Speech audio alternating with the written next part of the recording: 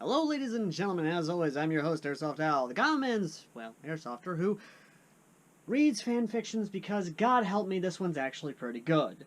Ladies and gentlemen, The Fight We Choose Chapter 10 released yesterday as of the filming of this video, or 2 days ago, depending on when it released, but here's the thing. This 30,000 word little entry is just, God help me, really good.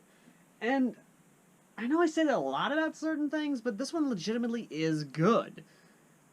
And wraps up a good amount for the conflict that happens in the Gate universe. But what I love about this is that we get a little bit more character development, especially for the Warrior Bunny Queen. But before we get into that, let's go ahead and kind of give a little recap as to what happened last chapter in Chapter 9. Chapter 9, things went to hell in a handbasket when these little motherfuckers over here in this one tribe that has been known for espionage decided to backstab the American people, which, by the way, you don't fucking backstab America, and you do not backstab the CIA fucking A. You're damn straight! Because now, we're gonna genocide your ass. We're gonna treat you like we did the Native Americans when we first came over here. What the hell? That's right, motherfucker. I ain't PC. I am not PC at all. So, as Christopher Titus says, You better lighten the fuck up, because we're going a lot further than that tonight.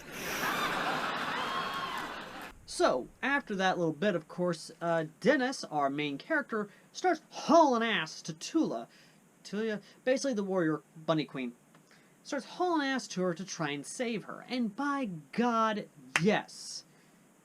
Even though this 18-year-old is confused as hell about his feelings, he knows for a fact that he loves this woman, even if she's a half bunny.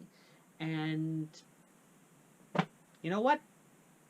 That's good character development. Most of the time, a lot of fan fictions, or at least a lot of novels in general, that try to deal with the whole racial aspect or the different special aspect, kind of make the main character either way too unlikable and give no reason why he's unlikable and why he's a racist, or speciesist, I guess you could say, or just doesn't even try to explore that aspect of humanity and why we're so bigoted towards different things, why we're so afraid of different things that we don't understand.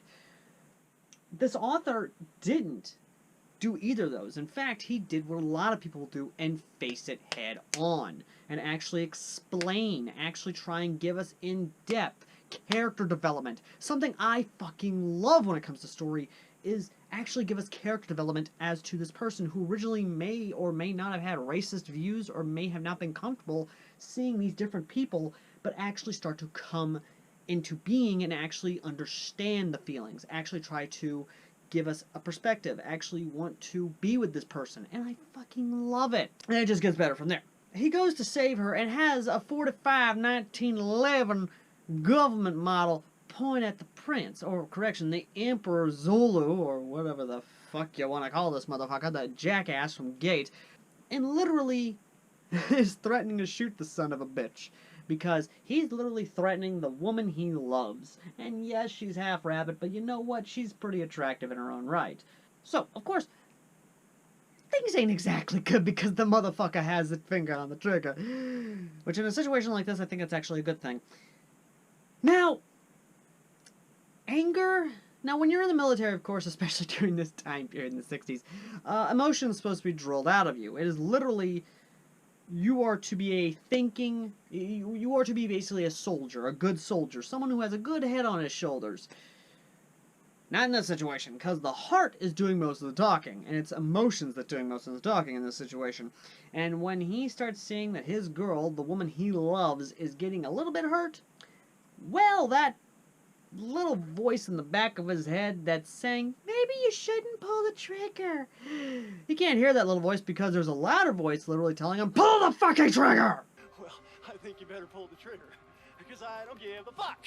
And he does. And by God, I love this author and the way he describes the bullet. Literally saying. And I know as a gun guy, as a gun nut, it should irk me a bit that ACP stands for automatic cartridge pistol, or many of the variations on ACP.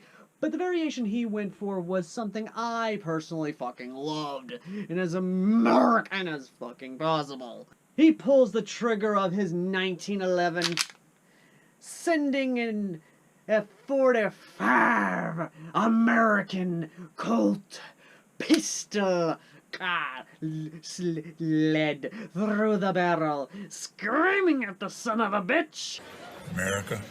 And the effects, through dumb fucking luck, of course, doesn't hit the SOB in the head. Excuse me, the fuck did you just say? Even though by all logic it should, but... Of course! Don't you know anything about science? But, plot armor.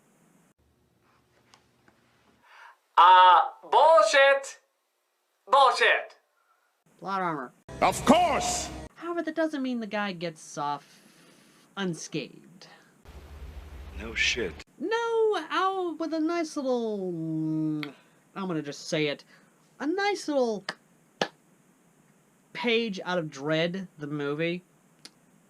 You know, I'm just gonna play the scene.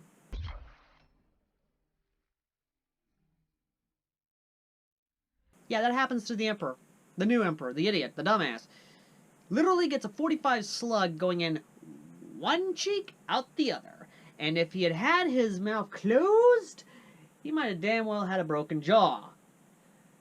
Now, that's not to say that such an injury is life-threatening. Kind of depends on, you know, if the tongue got hit or, you know, any other mass of other arteries or any other veins in the facial area. But the SOB got lucky and mostly had a small entry hole, large exit hole. And what I gotta love is that it takes the son of a bitch a moment to realize that he's got a pretty big gaping hole out of his right side, or left side, depending on where he was standing. The author never did specify, but if I had to imagine, I'd imagine his entire right side of his cheek is just one massive hole, one gaping hole. So, yeah, that happened.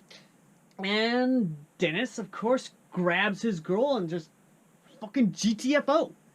And they start hauling ass to the extraction, or at least to the red light district, because as this is happening, off way in the mountains where the guerrilla campaign was happening, where napalm strikes happened, and of course Agent Orange was dropped on, or any rainbow of the colors of the rainbow of chemical weapons that we used in Vietnam, because, dear God, we have an actual, honest to God, look it up, rainbow color coordinate of chemical weapons that we had. Or correction.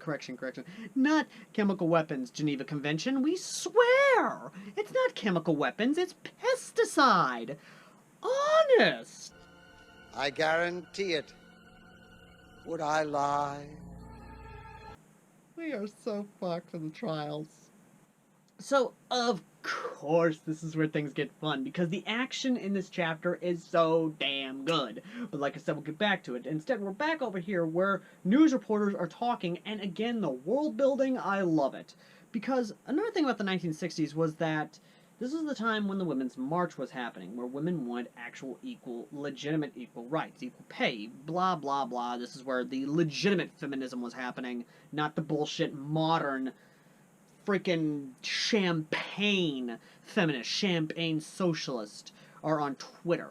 And it's sort of bullshit that's happening nowadays. No, this was when legitimate feminism was happening, and my own grandmother was a feminist, and she firebombed people in the 60s. Where the fuck are your firebombings, jackasses? So this news reporter, of course, is with the UN troops, as well as the BBC, which, of course, the UN troops being sent, that was sent there, are the Canadians, you know, our good fish in Ned Flanders of the North, eh? The hally doodly neighbor. And, of course, the Irish. Yes, the Irish peacekeepers, of course, are there, helping out as best as possible. God, I love the Irish. We are actually on reporter, a female reporter, talking to, of course, the commanding officer of the United States Military Forces, asking about the Rose Knights, who did get wounded, did serve, and start asking questions. Now, the commanding officer was talking about the demi-humans, and this is where a little bit of world building starts getting in, and I absolutely love it. I don't know if the author actually took cues from the last review, because I talked about how the military would incorporate the demi-humans, considering that, well, they are stronger than us, they're faster than us, and given them the right weapon and equipment, they are the most deadly fucking force ever that the United States military could actually muster. And I'm dead serious on that. Like, you give a Wolfman, and yes, a Wolf Beastman, as in the anthropomorphic Wolfman, an M16, or hell, even a fucking sniper rifle. Give that son of a bitch an M82 Barrett, and enough ammunition to carry, and you send him out on a damn sniping mission, that motherfucker going hunting.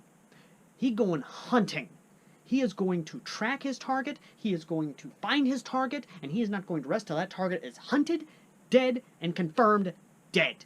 Hell, thinking about this, if the guy continues on with the timeline as is, and we end up in the Middle East, just send in a squad of freaking Wolf Beastmen Navy SEALs to take care of Saddam Hussein.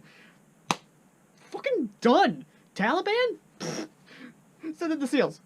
Just send in the Beastmen Navy SEALs. Just one take care of that problem. Oh, I'm getting ahead of myself. Back to the current story, not possible future story. But the officer does talk about the Beastmen actually being good, and the possibility of them being incorporated into the United States military. And again, I love this. A lot of other stories will just either ignore this possibility or completely write over it, or do like a weird time skip where, oh, you know, we give a summary of what's going on. No, motherfucker, that is not how you do a damn story. That is not how you tell a story. That is not how you do world building. This is how you do fucking world building. And the author himself actually is doing really good, because then the reporter tries to talk about the Rose Knights. And again, this is the 1960s, where feminism, legitimate, actual feminism, not the bullshit we have today, actually was real, actually was justified, and tries to talk about how the Rose Knights actually were doing good, and whether or not the US military would allow women to be into combat roles. And before we can even get more into the world building, the plot shows up.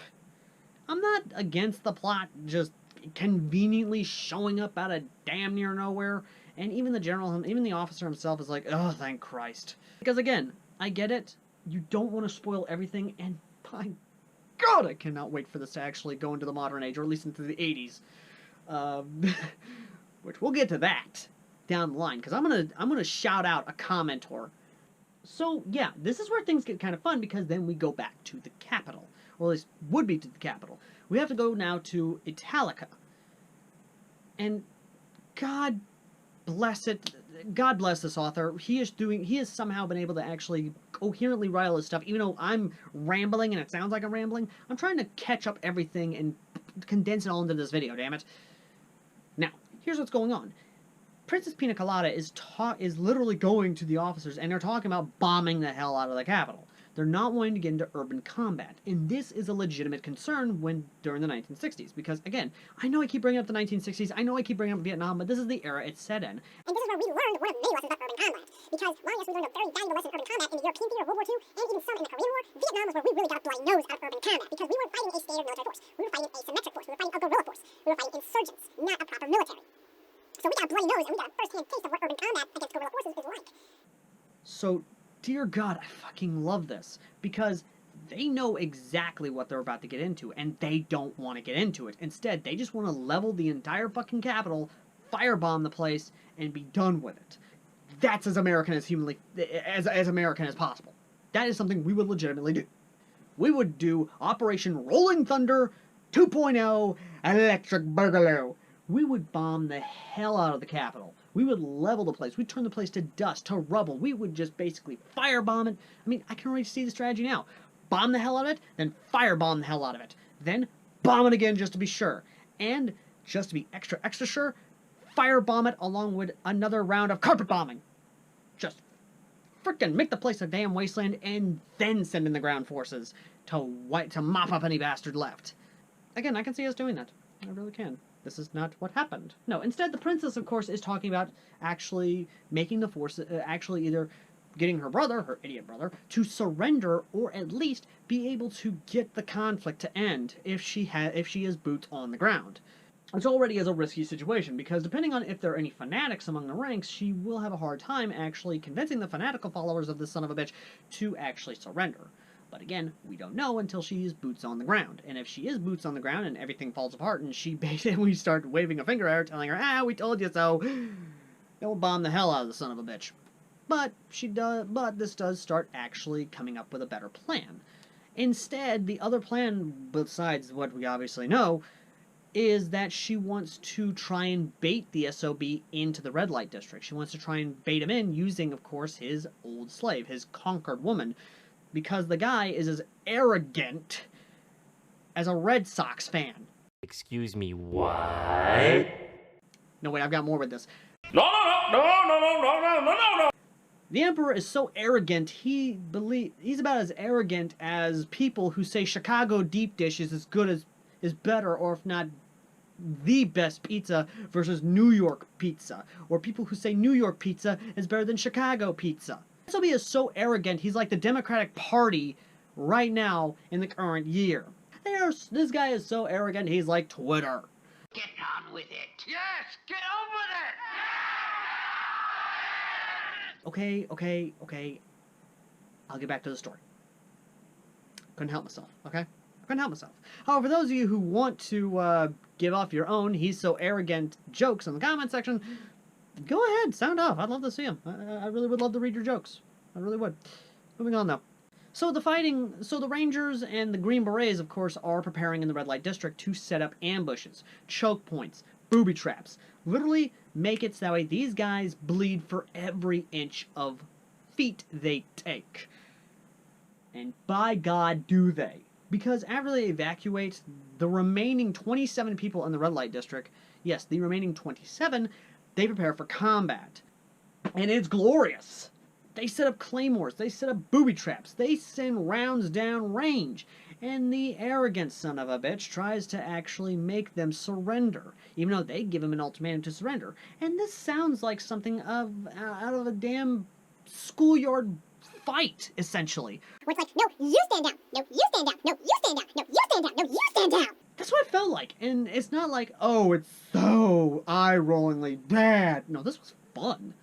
This was legitimately fun. It was literally Dennis and this SOB, the Emperor dumbass, essentially, trying to one-up each other over who can stare down who. And in the end, it just ends in a badass fight. It really does, because the fighting described in this book, in this chapter, is really good. I fucking love it. I really do. And it just keeps getting better, because these are Rangers and Green Berets. These guys are trained to be the best of the best. Not only do Rangers lead the way, but also Rangers do not give up an inch of land. They will hold. Green Berets will hold.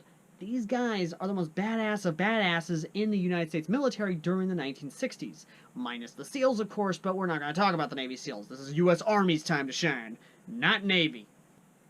And it just gets better. Well, it would until we, of course, cut over to Charlotte. A good girl, Charlotte. Oh, best girl Charlotte. And a little bit of a heartbreaking scene in my mind. Because she, along with everyone else, is of course evacuating to Italica. They're actually talking about how the lands are going to be basically given to the United States, how farmlands are going to be developed by the U.S., and how they're going to be given lands, how these people they're basically talking about how the U.S. is going to benefit, how they're going to benefit from the U.S. But Charlotte, again, good girl Charlotte, sees the trucks, sees the tanks, sees all these soldiers going off to fight in the front lines, and she's worried about her fathers, essentially, her family. These Green Berets, these Rangers who helped raise her, she's worried about it, and I can already imagine Uncle Sam literally whispering under her ear, no, don't go, baby, you're not old enough. They're good, and she's wanting to go. She wants to go help her dad. She wants to go help her family.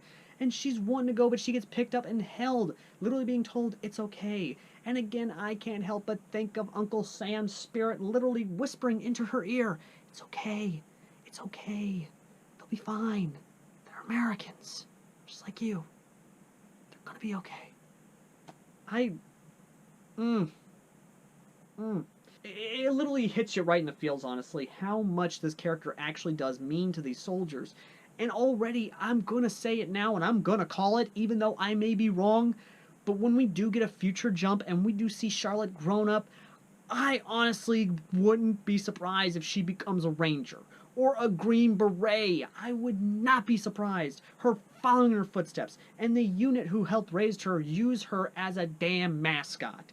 Use her likeness, literally make a patch out of it, and then her having a spot saved right there for that unit, and then her growing up, graduating Ranger School, or graduating the Green Beret School, and literally just walking into that, saluting, telling them that she is ready to report for duty, and the guys who were there when she was a young little girl smiles, welcomes her with a handshake, and literally tells her, welcome aboard.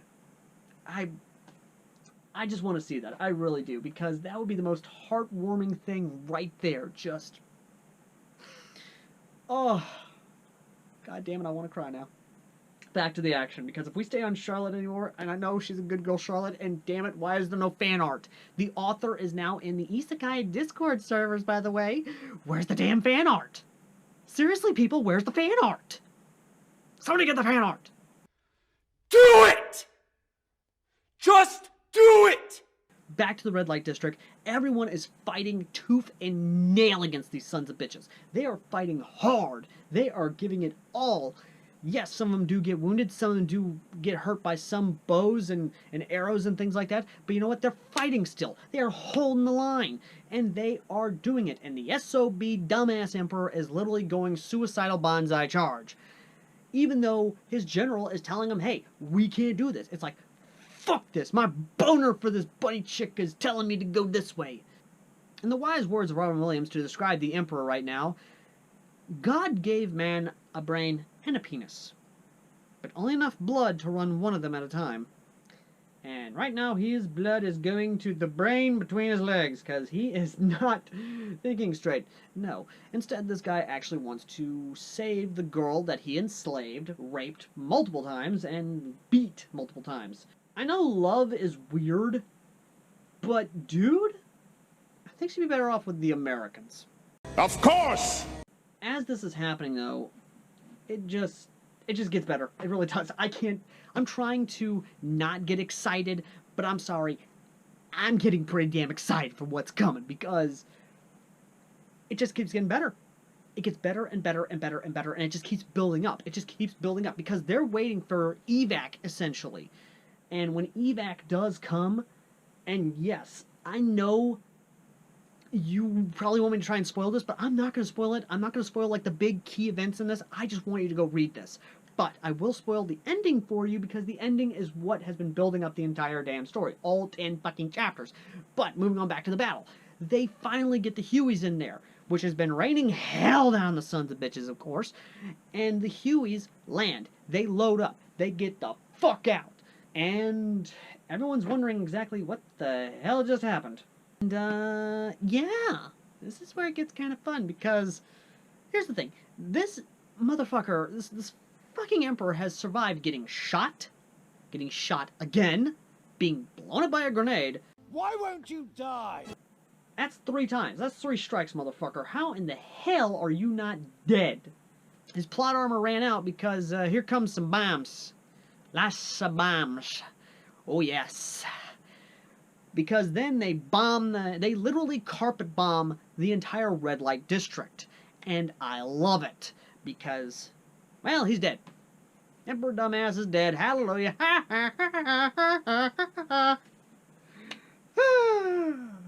God, I just can't help but think that, oh god, going back to Robin Williams again, I just can't help but think that that this dumbass emperor actually is now at the pearly gates of heaven, and waiting for him right there is Washington, the entire Continental Congress, as well as Teddy Roosevelt, all the other American badasses that America has had. Literally looks at him and goes like, "You tried to defile that which we have built. You tried to enslave our people.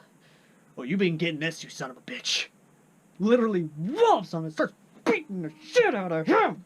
I can just imagine the dumbass actually coming to the pearly gates, and all the American presidents and all the badass Americans who ever been and have been probably just fucking wailing on this guy. So this is where things get a little bit more slow down, more or less. This is where we've basically built up the biggest climax possible, and literally our Michael Bay explosive gasms have erupted all over the room, hitting the drapes, hitting the walls, the ceilings, the floors. And now we have to just take a step back, smoke some weed, chill out, and let the world building happen, because the war is finally over. It does get good, because now, and this is what I love about the United States, this is what I love about the author. Basically, the ex-warrior bunny queen is being told that if she wants to be a queen again, she can be, and be given land in the U.S. Sort of like what we did with the Native Americans, where, you know, we're sorry this happened to you. The U.S. government is willing to give you reservations, or at least willing to give you land for your people. And yeah, that's what they're going to do. They're going to allocate land for them and literally induct them as U.S. citizens and give them protections that is offered to U.S. citizens. And the only thing I can think of is just the idea that these warrior bunnies are literally welcomed with open arms, because once their stories come out in the U.S., especially for women and even guys, because no matter how racist you are, or at least how against someone else you are, there is one thing that unites all men, be it colored or white, and that's treatment of women. Because when word gets out about their experiences and what happened to them, racist or not, these guys are gonna step up and be like, "We are so sorry, honey. Here, let me get the door for you. You need help? You need help with them groceries? You know what? Let me go ahead and help you with that. Let me just help you get the car. You don't know how to, you know what? Let me just help you. I'll help you cook. I'll help you out with whatever you need." Because guys in this time period, and this comes from my own grandpa, mind you, who did live during the 60s, men at this time, they were heavily shunning people who beat women. And treatment of women was still there were still a lot of gentlemen and a lot of people who did believe in equal rights. My grandpa being one of those men who believed in equal rights, but believed that you should treat a woman as good as she needs to be. She needs to be treated with respect. And when, like I said, when word comes out about what happened to these girls, what happened to these people, there ain't gonna be no racism whatsoever. There is going to be a united front to try and help these people, to try and make sure that they are healed, that they are treated well, they are treated good, they are treated better. Again, just, yeah. The only people who aren't going to be, I think, are the neo-Nazis and the KKK. Those are the only people who are just so deep in their hatred that if they even try to go after these people, they're going to face hell in a handbasket from the communities. I can already say that right now. She is basically told that, you know, she can be a queen if she wants to be. She declines. She does accept the citizenship, and as she leaves, reporters are literally flooding trying to get to her, trying to take pictures, trying to get questions. Another missed opportunity, really, is I would have loved to have seen interviews from the people. I would have loved to have seen interpreters being alongside these beastmen, these other people, kind of talking about their experiences in the Empire, kind of talking about what's been going on. I would have loved to have seen the reaction back home. And Dennis, the main guy, of course, who kind of had to go to a hearing about the after-action report to give a briefing to brass, does give the briefing to the brass, and that's about it. But what really culminates in this chapter, what really culminates everything, is that we come to Dennis and the ex-warrior Queen Bunny. And literally tells her that he needs her as much as she needs him. And it's cheesy as hell, I know, and by God help me, I fucking love this. I am a sucker for cheesy romance stuff, especially old school romance, especially the old school cheesy romance. I am a sucker for it. And I love what happens here, because Daniel, Daniel, whatever, basically the Green Beret, the Ranger himself, literally gets down, literally opens a box and tells her that he wants her to be his wife. Sadly, she says no. Dennis goes on to commit suicide after dealing with PTSD. And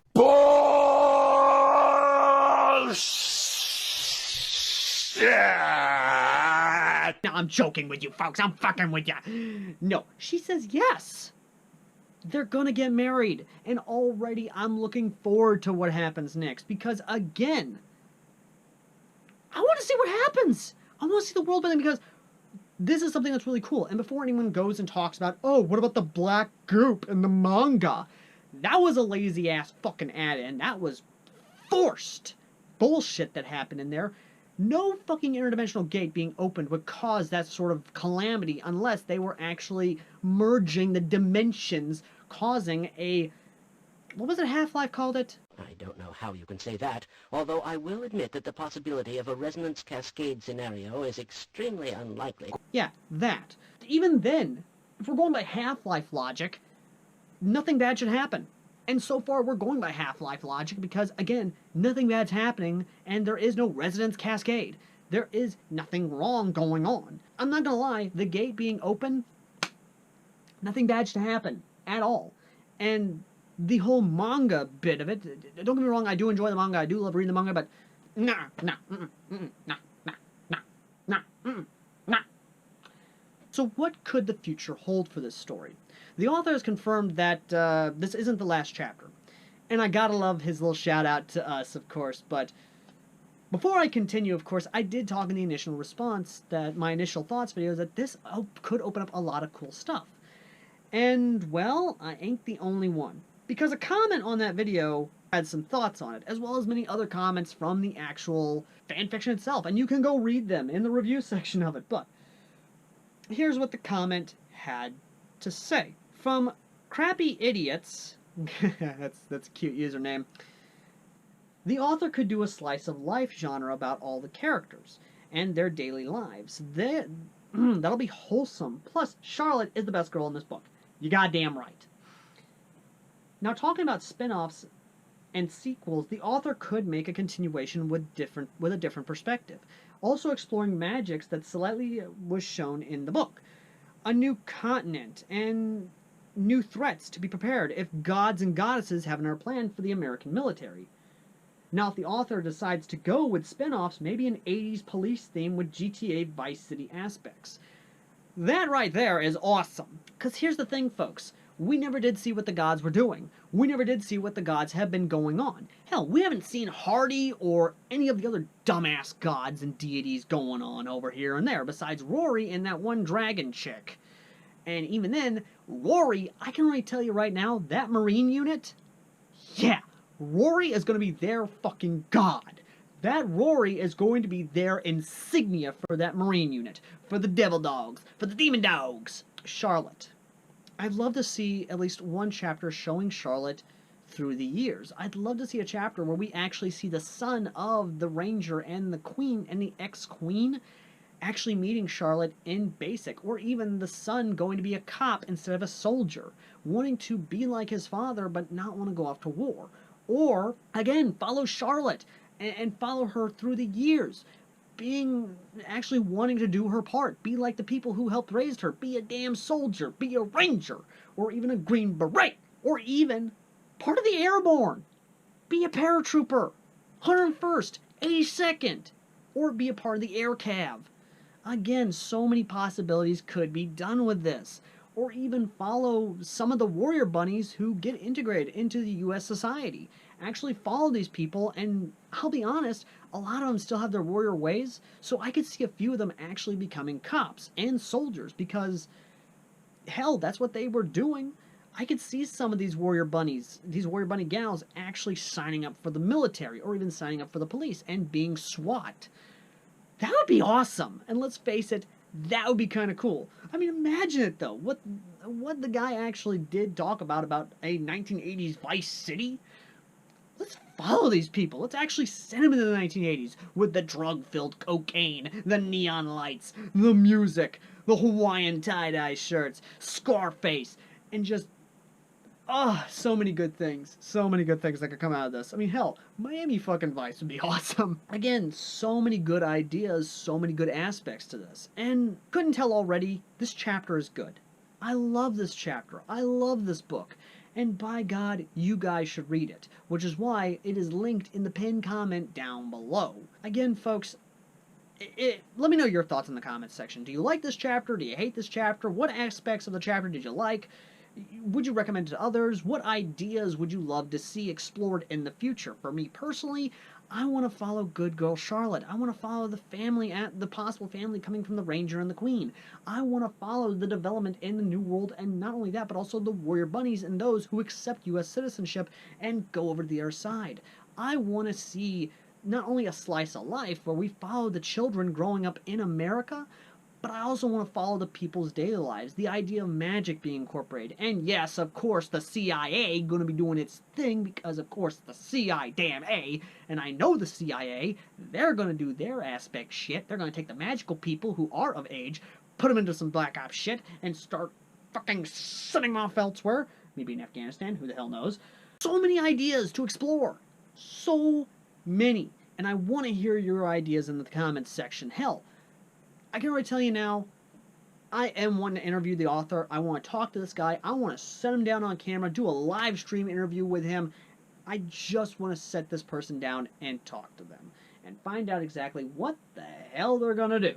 As always, ladies and gentlemen, I've been Airsoft Al, and God help me. This is a really good story. Hell, any American Another World story is really good. I mean, hell, America Another World was one I fell in love with. I need to get back to reviewing that.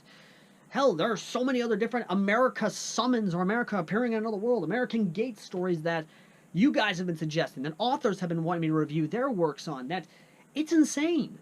And honestly, I couldn't do them all in the span that I want to along with the other stuff. Well, wait a minute. This month is July. July.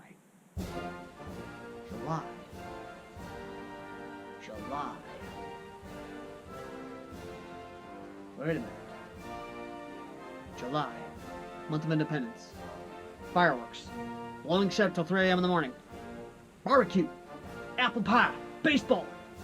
America.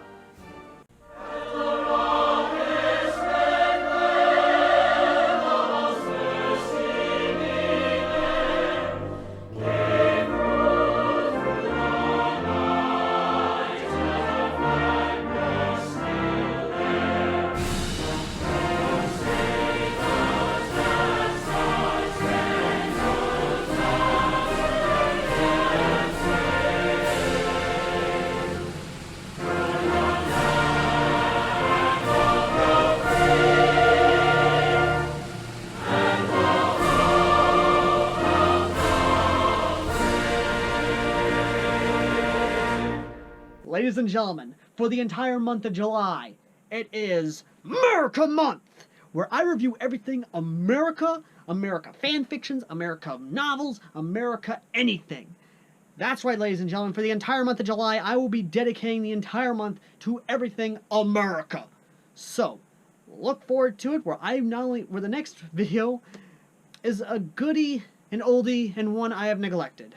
Ladies and gentlemen, next time, and the inaugural video for America Month, it's America Another World. Till next time.